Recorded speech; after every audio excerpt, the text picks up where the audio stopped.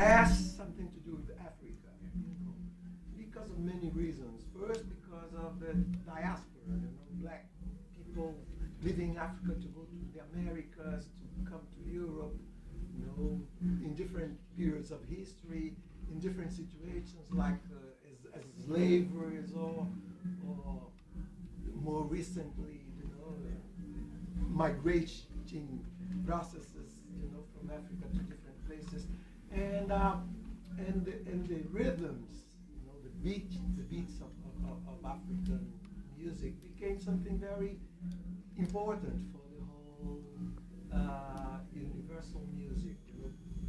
Beats that were transformed in North America, in Central America, in South America, through that became R&B in the States, that became salsa, and that became samba in South America, that became tango in Argentina and everything.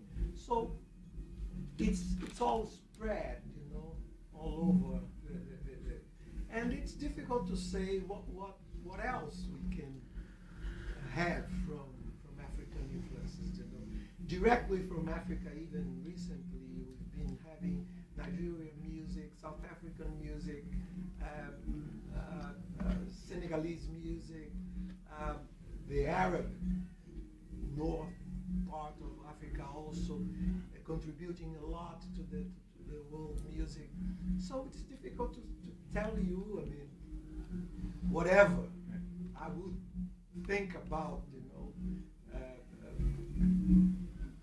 Afro-influenced kind of music. We have local things in South America that are still there. But now with the internet, like the people in the Amazon, they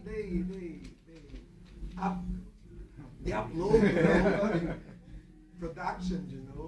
Like I know at least 5-10 artists in Brazil now that they are absolutely unknown in Brazil, and they start to be known in Europe because of the internet. They are directly connecting with. It's in the air. Yeah. Good evening. My name is Richard. Do you find that during your office as Minister of Culture today that you made a change, thinking of your political past and your rebellion during the 60s in Brazil, during the dictatorship? Two things. You were asking me if my period in the ministry was... Do you find it today, do you think today that you made a difference during your period? I hope I have made a difference. I'm not sure. I think, despite of any desires or wishes, I was different from the one that was before, and I'm different from the one that is now there. So I was different anyway, for good and for bad.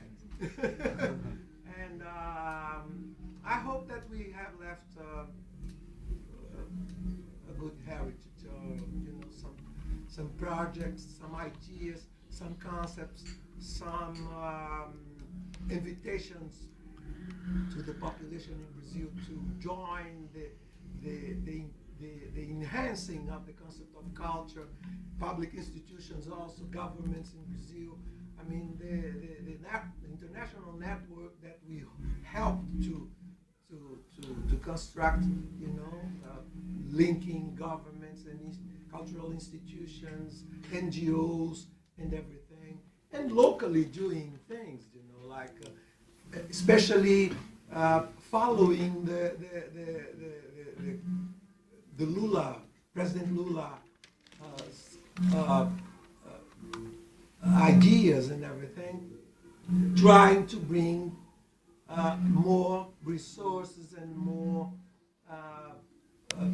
power, to the popular sectors of the population, sort of enabling them to have a little more protagonistic attitude and having their own projects, sharing with the rest of the population, their own cultural products and things like that.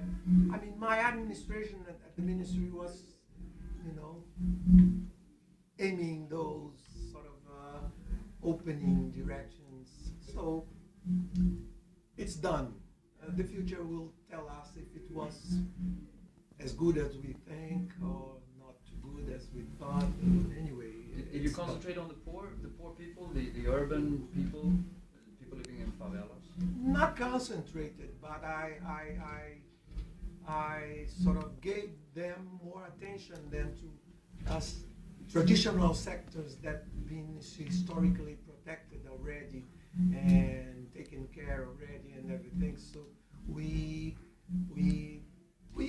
had an overall sort of attitude, you know, towards the different aspects of culture, but we privileged, in a sense, you know, the poor sectors, designing and implementing projects that aimed directly, you know, those kind of people.